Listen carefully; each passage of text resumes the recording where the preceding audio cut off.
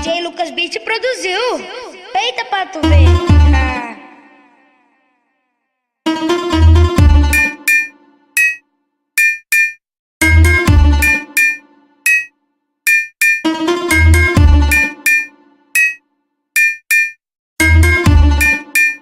E aí galera, beleza? Tá explicando aí pra vocês aí a instalação do sonho que eu falei que ia postar o vídeo, né? Já passou segunda, terça, não expliquei ainda. Fazer um vídeo bem rápido aqui agora que eu tô sem tempo aqui, mas dando pra vocês entenderem. A instalação do meu sonho assim é simples. Nas duas boquinhas, né, tem dois positivos e dois negativos. Eu juntei os dois positivos, peguei o positivo de uma boca e o positivo do outro, juntei. Negativo de uma boca e o negativo da outra boca, juntei. Puxei o fio, liguei na caixinha.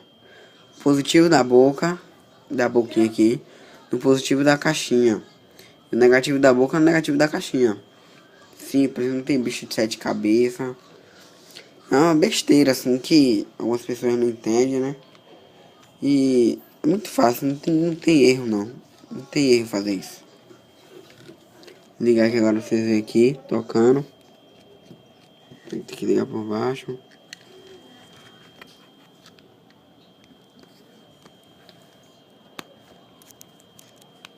Aí.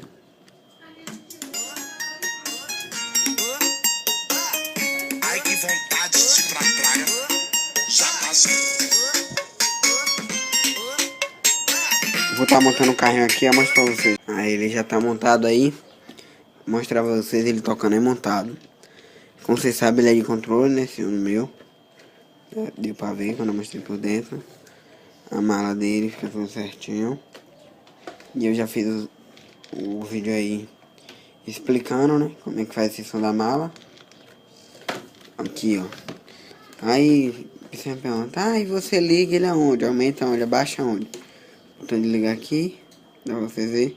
Aqui é do controle do carrinho. E o daqui é do farol. Aí, meu LED de baixo queimou, não sei como, Deus sabe. Quando eu ligo ali, já ligo da mala também. E aqui, esse botão é pra baixar. E o daqui é pra aumentar o volume.